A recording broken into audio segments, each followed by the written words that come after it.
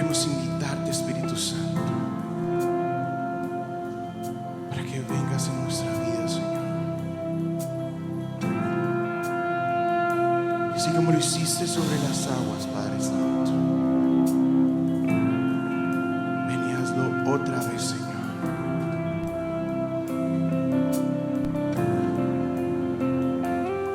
Así como lo hiciste sobre las aguas, muévete hoy aquí.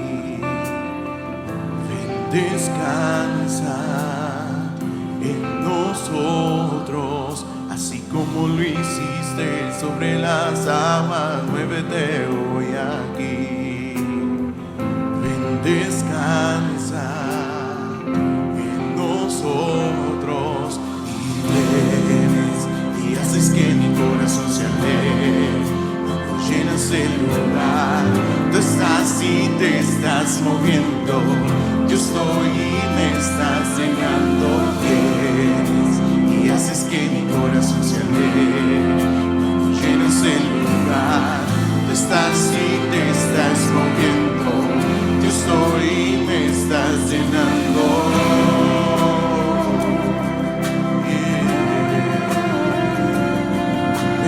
Fuego, Señor, sobre este lugar. Fuego y viento, ven otra vez. Abre los cielos y muévete aquí. Ven, descansa en nosotros. Con fuego y viento, ven otra vez. Abre los cielos y muévete aquí. Ven, descansa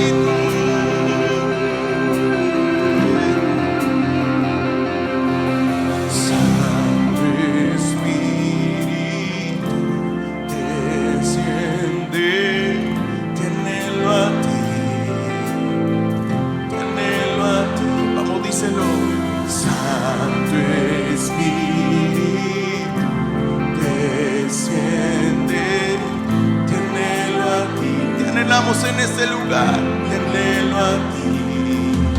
Santo Espíritu, desciende, tenerlo aquí. Te anhelamos en tierra nueva, Señor. Santo Espíritu, desciende, tenerlo aquí. Te anhelamos, Señor. Tenerlo aquí. Y haces que mi corazón se alegre. Cuando llenas el lugar, te estás moviendo. Estoy y me estás llenando.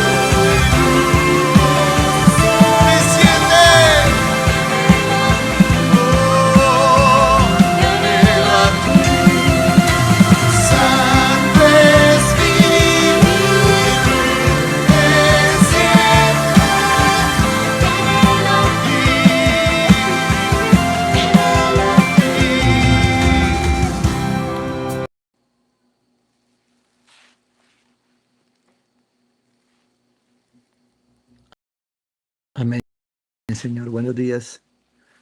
Te damos gracias, Señor. Queremos seguirte alabando, glorificando, exaltando, Dios de los cielos.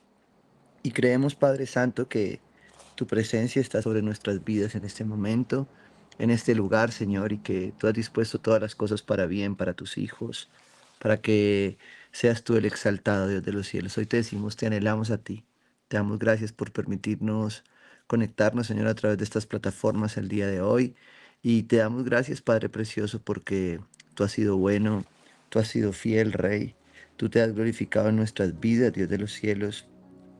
Y creemos, Padre Santo, Dios Señor, que tú vas a hablar a nuestros corazones, Señor, de una manera especial, que tú quieres seguir obrando en nuestras vidas, Señor, en todo lo que estás haciendo, Señor, en lo que quieres hacer, papá.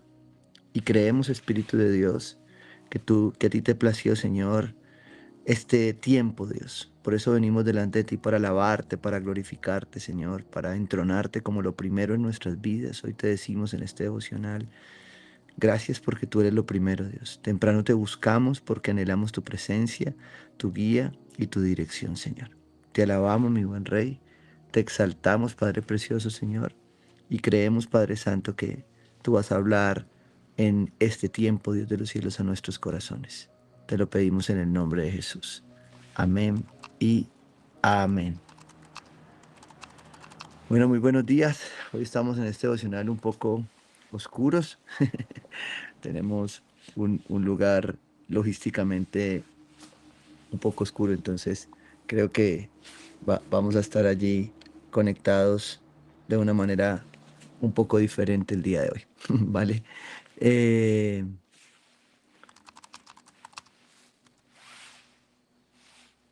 y creo que por acá ya están llegando, creo que no tengo retorno del chat, si me ayudan ahí medios, pero bueno,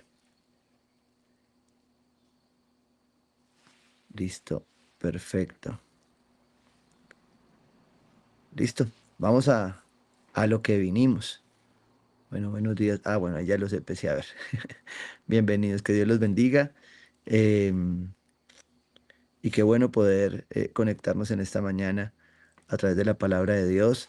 Quiero invitarte a un suceso muy especial de la Biblia que está en Juan 2, versículo 13. Este es un suceso que definitivamente eh, nos confronta mucho en torno a lo que Dios puede hacer en nuestras vidas y en torno a lo que Él definitivamente a veces suele sorprendernos en este suceso. Entonces Juan 2, versículo 13 dice lo siguiente. Cuando se aproximaba la Pascua de los judíos, Jesús subió a Jerusalén y en el templo halló a los que vendían bueyes, ovejas y palomas. También a otros que instalados en sus mesas cambiaban dinero cambiaban dinero. Entonces, haciendo un látigo de cuerdas, echó a todos del templo, juntamente con sus ovejas y sus bueyes, regó por el suelo las monedas de los que cambiaban dinero y derribó sus mesas. A los que vendían las palomas les dijo, saquen esto de aquí, no conviertan la casa de mi padre en un mercado. Sus discípulos se acordaron de que está escrito, el celo por tu casa me consumirá.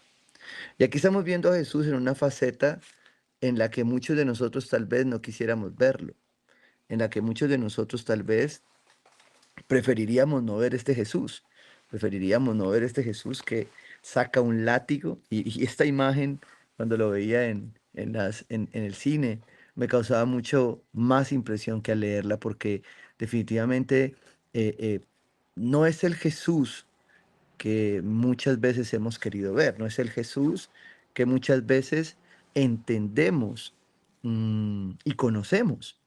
Y primero quiero que pienses en la imagen del Jesús con un látigo, porque cuando entramos al templo, seguramente este es un pasaje que no es nuevo para muchos, pero que puede llamar la atención. Pero pienso en este Jesús con este látigo llegando a mi vida. Y digo, wow, yo ese Jesús no quisiera conocerlo, pero creo que es una representación también de la ira de Dios que nos llama a estar atentos definitivamente en lo que Dios quiere hablarnos hoy. Y quiero llamar tu atención, además de este suceso especial, que es el de la ira de Jesús desatada en el templo de Dios, que tiene unas razones. Esto que llamamos, podemos llamar ira santa, estaba dirigido contra, entenderíamos en este contexto, dos cosas importantes. Una, aquellas personas que se perpetúan o que intentan perpetuar las mentiras, sí, el engaño al pueblo de Dios, que necesitaba acercarse a él, porque muchas de las personas que estaban aquí, y aquí quiero que hagas un zoom entendiendo los personajes del contexto bíblico, el suceso del contexto bíblico, a Jesús en el centro y todo lo que alrededor de este pasaje puede estar. Y aquí creo que frente al pueblo de Dios, esta ira desatada de Dios no era contra las personas.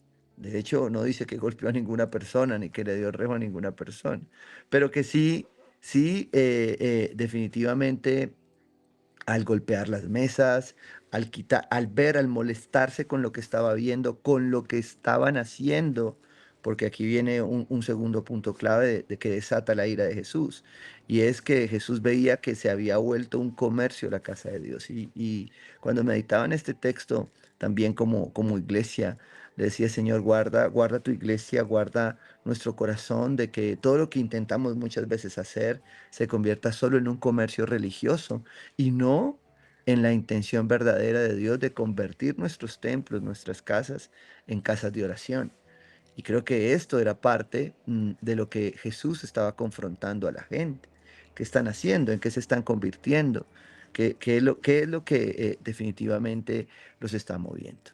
Y este Jesús confronta eso, confronta muchos engaños, confronta dónde había puesto la fe su gente, en las cosas que vendían para adorar, en las cosas que vendían incluso para hacer los sacrificios que tenían una buena intención, pero que se habían convertido en una mala decisión. Y creo que hay otro elemento aquí también, que es la ira, que es lo que desata la ira de Jesús, y es precisamente que las personas que se sumaban a la religión finalmente, ¿sí? Es inexplicable por qué las personas pueden cambiarlo, podemos cambiarlo para no llevarlo a una tercera persona.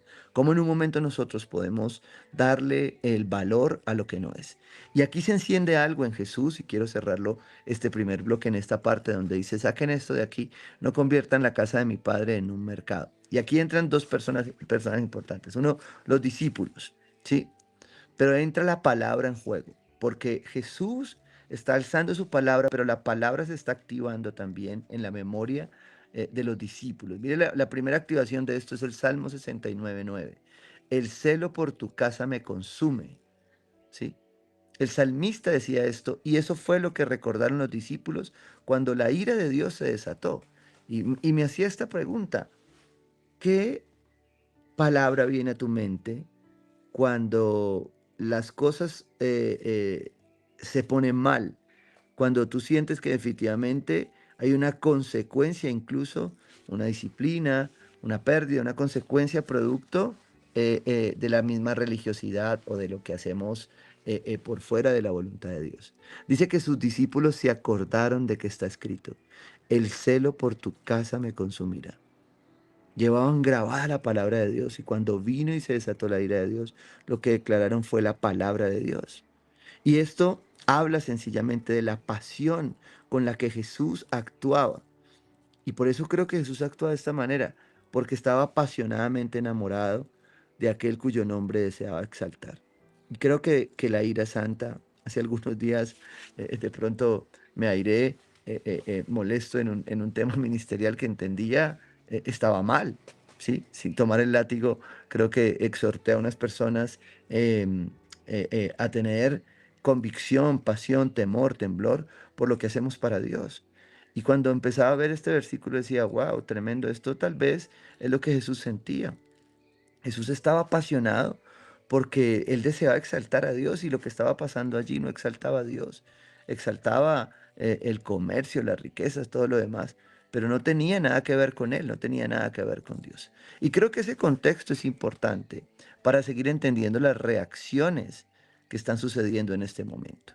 Porque lo siguiente que viene en Génesis 2:18 son reacciones que sencillamente empiezan a tener otros elementos. Ya hablamos de Jesús, ya hablamos del pueblo de Dios, sumergido en la religiosidad, confundido en el comercio y no en la verdadera adoración. También a los discípulos involucrándose y recordando la palabra de Dios en ese momento.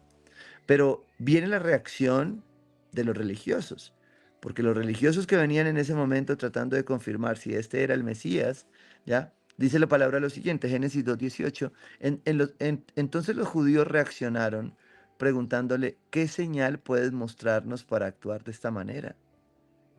¿Qué señal puedes mostrarnos para actuar de esta manera? Dicen estos hombres, y le pidieron a Jesús en medio de su ira santa, una señal. Danos una señal para comprender y entender lo que estás haciendo. ¿Sí? Y Jesús les responde lo siguiente en Juan 2:19. Destruyan este templo, respondió Jesús, y lo levantaré de nuevo en 3 días. Ellos respondieron, tardaron 46 años en construir este templo. Eso deja ver que eran personas que conocían y comprendían y entendían esto. ¿Y tú vas a levantarlo en 3 días? Pero el templo al que se refería era su propio cuerpo. Y es la manera en que Jesús hablaba. Pero Jesús les habla con una señal. Esta es una señal profética porque no había sucedido. Por eso creaba confusión. Por eso creaba confusión al decirle, derriben este templo y el Señor lo recompondrá en 3 días. Y me encantó esto porque finalmente una señal, pensaríamos, sirve precisamente para convencer a aquellos con dudas de la autenticidad de una persona o un hecho. Ellos tenían dudas, ¿por qué si este Dios nos reacciona con un látigo? ¿Por qué si este Dios, sí, nos reacciona de esta manera? Y resulta que lo que Jesús les da es una señal profética de lo que va a pasar. Jesús sabía en este momento, sin embargo, que la convicción que lleva a la aceptación de su persona, de Jesús, no depende de la observación de un hecho externo. Miren, les está dando un dato, ¿sí? Les está diciendo a ellos, me pidieron una señal, les voy a dar una señal, destruyan esto, hagan esto, y van a ver cómo se recompone en 3 días. Y ellos dicen, es ilógica esa señal. Tardaron 46 años en hacerlo. Tú nos estás diciendo que en 3 días tú lo vas a recomponer. Y ahí es donde me llamaba mucho la atención de esto, de esta señal en medio de este pasaje, de esta conversación, de esta manifestación de Jesús, de su ira santa. Porque, porque creo que habla también de la convicción que a veces nosotros esperamos al tener las señales. Y nuestra convicción de Jesús no puede depender de la observación de lo externo, sino de una convicción interna. Las señales per se, ¿sí? No van a sostener la fe de nadie. Y creo que nosotros anhelamos las señales, anhelamos ver su manifestación, anhelamos que los dones del Espíritu se manifiesten, que nosotros podamos usar los dones para sanidad, para milagros, pero no per se, no por sí solos sostienen nuestra fe. Y creo que aquí se desata algo importante porque este texto involucra una comprensión futura de esa, precisamente de esa señal. Miren lo que sigue diciendo ahí en el siguiente versículo, versículo 20. Así pues, cuando se levantó de entre los muertos, sus discípulos se acordaron de lo que había dicho y creyeron en la escritura, en las palabras de Jesús. ¿Sí? Y ahí lo que está sucediendo precisamente es que este texto habla de lo que va a suceder con esa señal. Este texto habla de lo que ya va a pasar después. Aquí Jesús no ha sido crucificado. Aquí Jesús está en medio de dejar la señal. Pero ¿qué hicieron los discípulos? Y esto es importante, porque muchas veces vamos a ver señales que no las vamos a comprender. Muchas veces vamos a recibir palabras de Dios, porque esta es una palabra de Jesús, que no las vamos a comprender en el tiempo. 3 años pasaron para esta respuesta. Así pues, cuando se levantó entre los muertos. Eso es resurrección. Sus discípulos se acordaron de lo que había dicho, de que derribaría. ¿En dónde? En Juan 2:19. Ellos pidieron una señal y Jesús les respondió, destruyan este templo, respondió Jesús. Muchas veces tú y yo hemos pedido una señal al Padre y esa señal no nos ha hablado nada, no hemos entendido. Seguramente tú has ido un domingo a la iglesia, has recibido la palabra y tú sentiste que eso era, no sé, para otra persona, no para ti, no entendiste, pero atesoraste eso.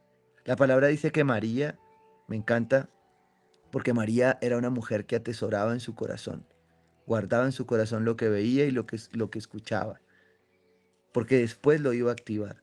Y esto es lo que pasa cuando tú te apasionas por las cosas de Dios, por la palabra de Dios especialmente. Esto futuro en el camino pasa sencillamente a ser una promesa. Esta señal se iba a convertir definitivamente en una confirmación de lo que Jesús estaba haciendo. Así pues, cuando se levantó de entre los muertos, sus discípulos se acordaron de lo que había dicho.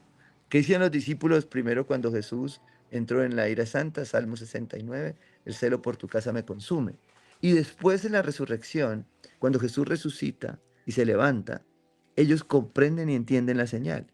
Era su cuerpo el que tenía que ser levantado. Y creo que muchas veces esto es lo que pasa con las circunstancias en nuestras vidas. No nos dejan ver lo que Dios quiere hablar, no nos dejan ver lo que Dios quiere decir.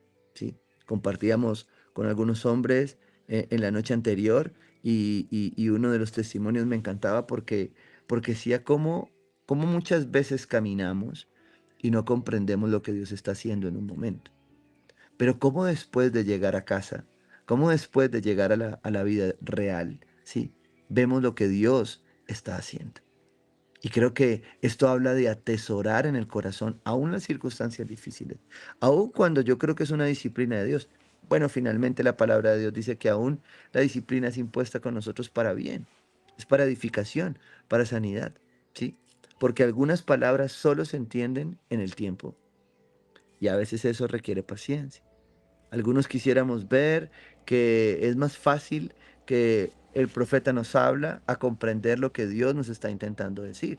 A veces es más fácil que escuchar una prédica, que buscar la palabra y atesorar lo que Dios me quiere decir. Y la bendición de esto es que la palabra atesorada en nuestros corazones cumple su propósito. Dice la palabra de Dios, no volverá vacía. ¿Sí? Y eso es lo que me llama la atención en este segundo punto, de lo que tiene que ver la señal que piden estos hombres en medio de la ira santa de Dios y de la reacción que ellos tienen. Y aquí entonces, haciendo un pequeño resumen, ya tenemos el pueblo de Dios, ¿sí? Sumido en esta circunstancia, a Jesús, obviamente, reaccionando en ira santa, en el celo de su templo, de sus cosas, de la adoración. Tenemos al pueblo de Dios sumergido en la religiosidad, pero también tenemos a los discípulos haciendo memoria y en este caso atesorando la palabra de Dios. Pero también tenemos a los judíos preguntando por señales porque estaban anhelando ese Mesías. Es que la petición de la señal tiene una justificación para estos judíos. Ellos anhelaban un Mesías, ellos sabían que había un Mesías y estaban confirmando que fuera él, por eso querían señales. Y Jesús les da una señal para que lo comprendan mucho tiempo después. No la iban a entender allí. Y ahí ya, entonces, empezamos a hablar de cómo termina este pasaje. Y es de las reacciones versus expectativas. De lo que Dios espera, de lo que nosotros esperamos y de lo que otros esperan. Y estas expectativas me encantan porque hemos venido trabajando mucho en este tema. eh, y creo que es una bendición poder atesorar de parte del Espíritu Santo el que nosotros podamos ser vulnerables para aclarar expectativas. Mira lo que dice ahí terminando este texto de Juan 2, versículo 23. Mientras estaba en Jerusalén durante la fiesta de la Pascua, muchos creyeron en su nombre al ver las señales que hacía. Escúchame, al ver las señales que hacía. La ira santa desatada en Jesús aquí fue una señal para el pueblo de Dios. ¿Sí? Fue una señal que él se levantara a defender con celo su casa. Es una señal que el fuego del Espíritu Santo arda en ti para defender lo que es de Dios, para defender, para poder llamar a lo malo malo y a lo bueno bueno. Versículo 24. En cambio Jesús no confiaba en ellos porque los conocía a todos. Y ahí la cosa se puso complicada. Versículo 25. No necesitaba que nadie le informara acerca de los demás, pues él conocía el interior del ser humano. ¡Wow! ¡Qué tremendo! Porque cuando yo leía esto, decía, Señor, yo quiero ser una persona confiable para ti, pero tú conoces mi corazón. Eso es lo que dice la palabra de Dios acá en este texto tan sencillo. Y aquí yo quiero sencillamente hacerte una pregunta.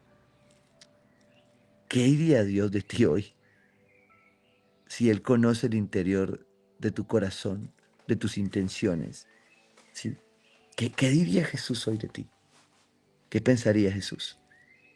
¿Qué te diría al respecto de la señal que estás pidiendo cuando Él sabe lo que tú necesitas? Tal vez tú le estás diciendo a Dios, yo estoy esperando que tú hagas esto para yo hacer esto. Y Él conoce tu intención.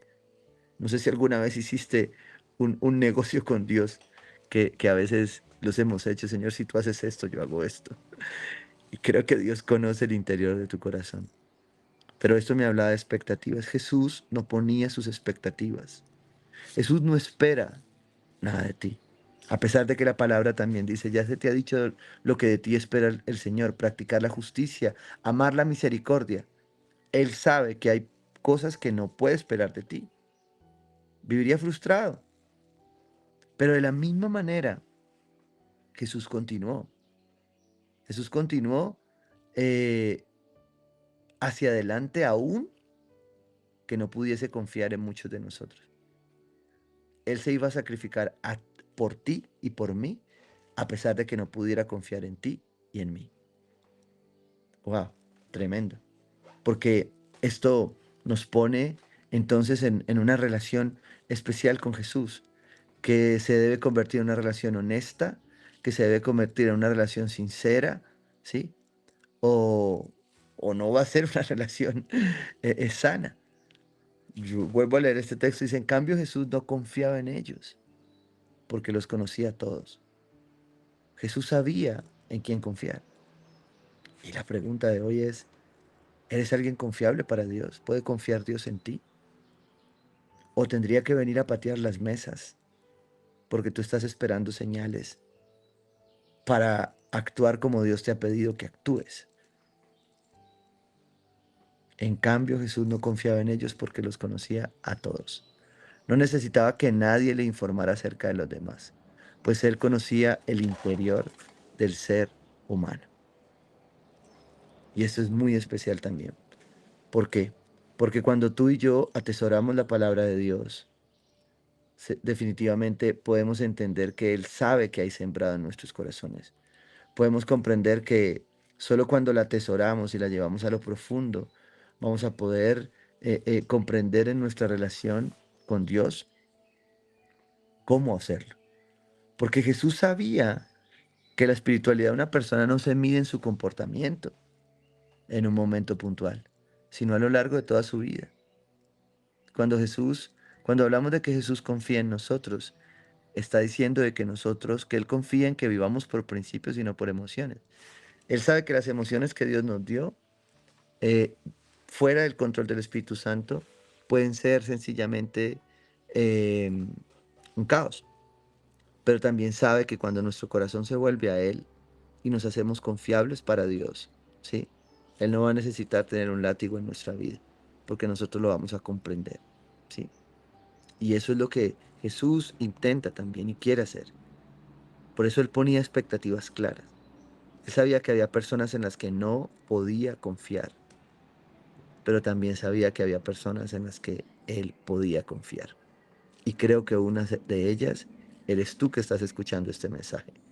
Él puede confiar en ti, ¿sí? Él puede sencillamente crear expectativas correctas.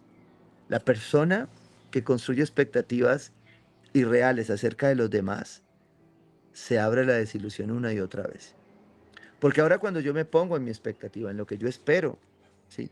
Es Jesús enseñándonos a decir, no nos pongan las expectativas en la imperfección humana, porque muchas veces nosotros terminamos frustrados, ¿sí? Nos sentimos que nos han traicionado, que han sido desleales. o que las personas no hicieron las cosas como nosotros queremos, porque estamos poniendo las expectativas en quien no me puede dar lo que solo Dios puede dar.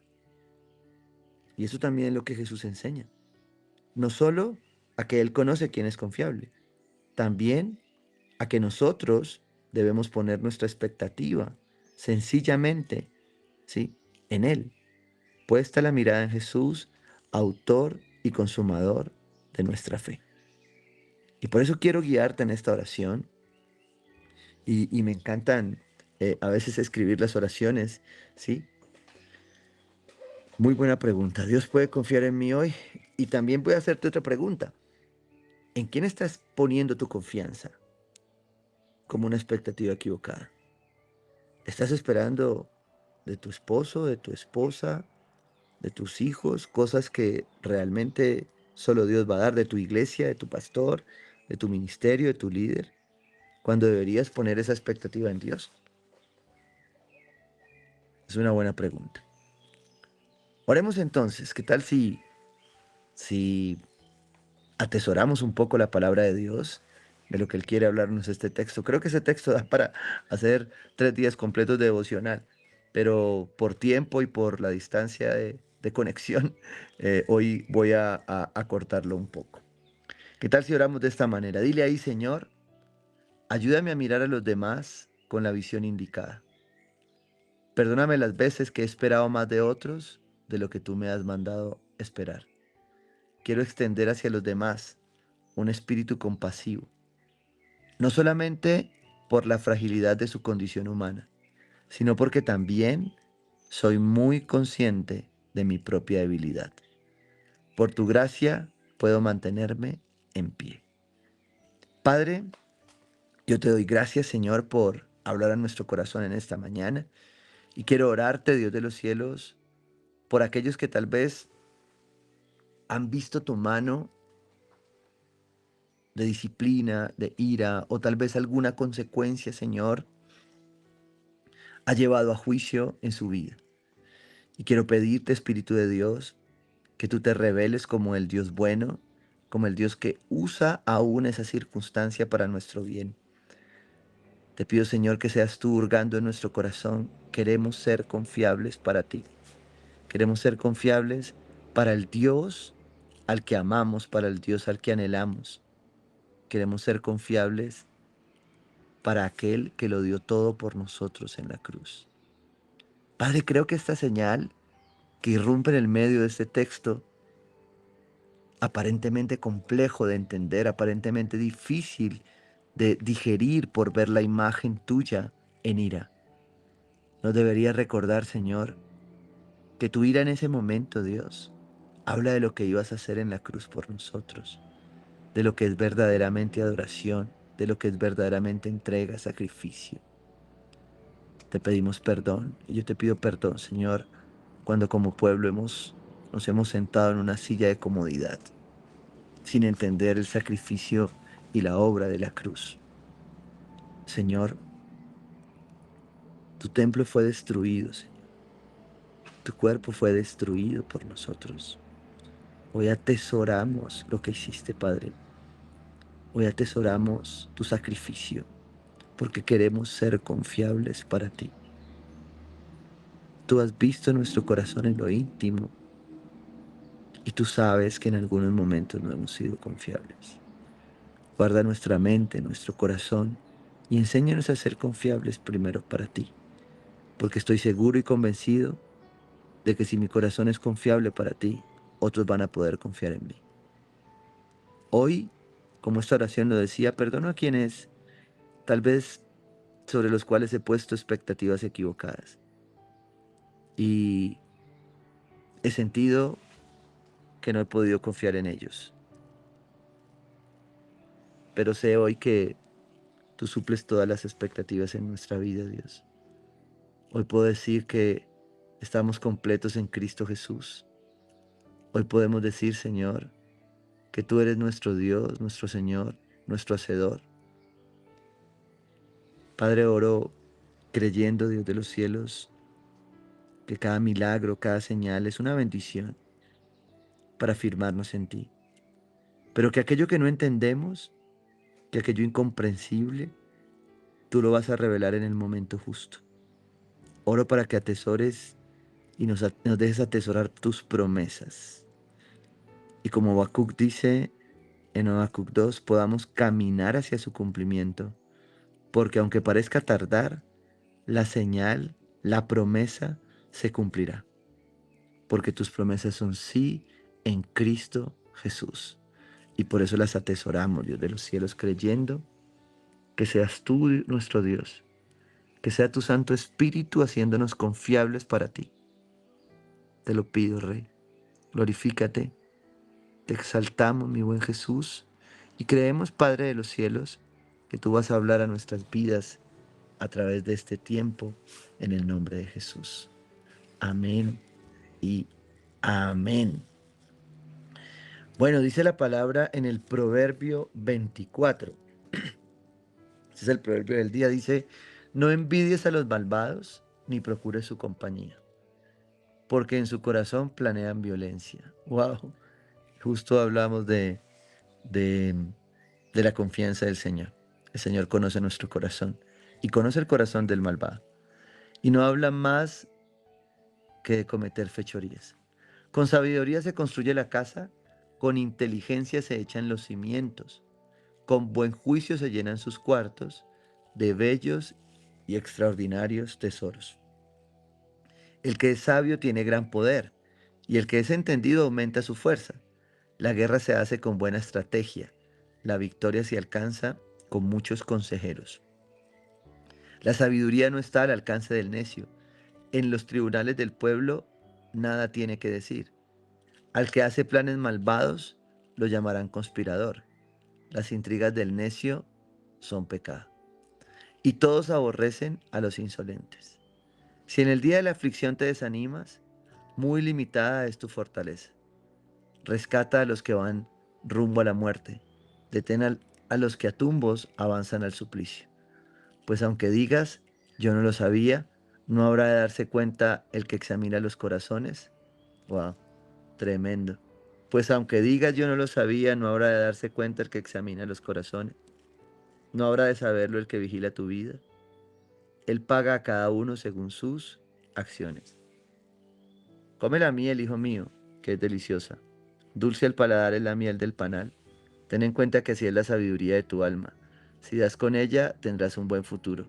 Tendrás una esperanza que no será destruida. No aceches cual malvado la casa del justo, ni arrases el lugar donde habita, porque 7 veces podrá caer el justo, pero otras tantas se levantará. Los malvados, en cambio, se hundirán en la desgracia. No te alegres cuando caiga tu enemigo, ni se regocije tu corazón ante su desgracia, no sea que el Señor lo vea y no lo apruebe, y aparte de él su enojo. No te alteres por causa de los malvados, ni sientas envidia de los impíos, porque el malvado no tiene porvenir. La lámpara del impío se apagará.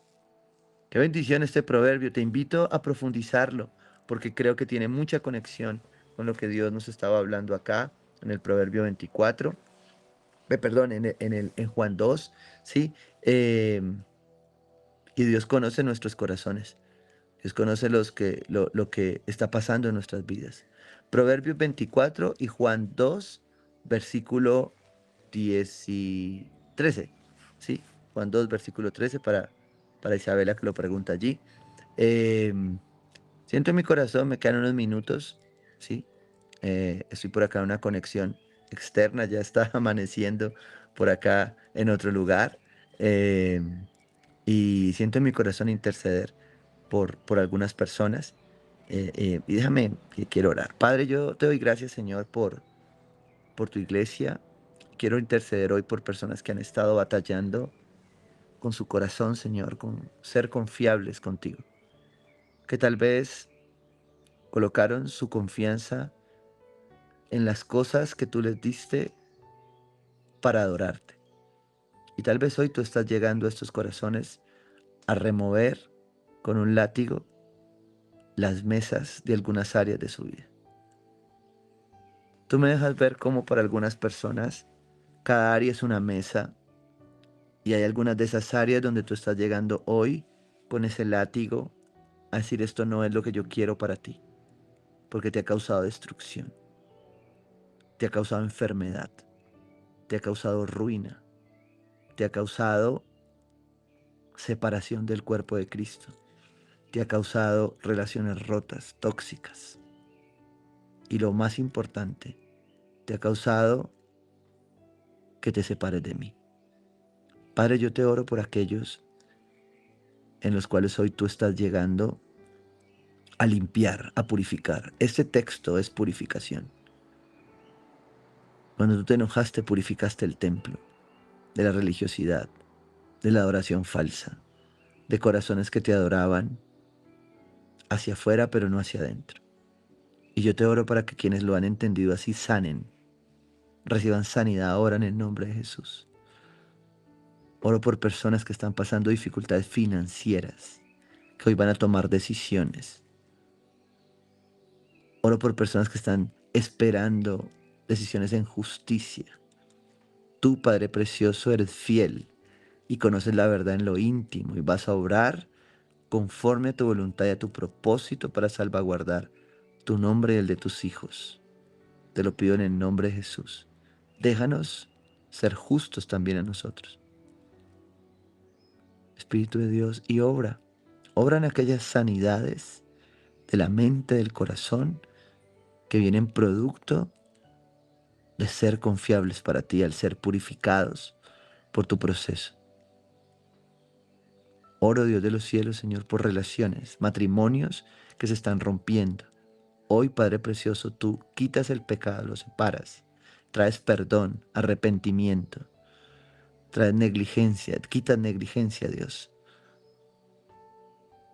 Y traes perdón, unidad y arrepentimiento a los matrimonios, Dios. Te lo pido en el nombre de Jesús. Señor, glorifícate, Dios, en esta mañana hermosa. Y obra en tus hijos, los que van camino al trabajo, los que van a escuchar esta oración en el camino, los que la van a escuchar más tarde, los que la están escuchando en este momento. Bendíceles, guía sus vidas. Que tú, Espíritu Santo, vengas a sus vidas, los llenes y los guíes. En el nombre poderoso de Jesús, Señor, declaramos sanidad sobre nuestra tierra, sobre Colombia, sobre nuestra ciudad, y creemos que tú vas a seguir el control. Levantamos altar para ti de adoración y creemos que tú estás en medio de nosotros.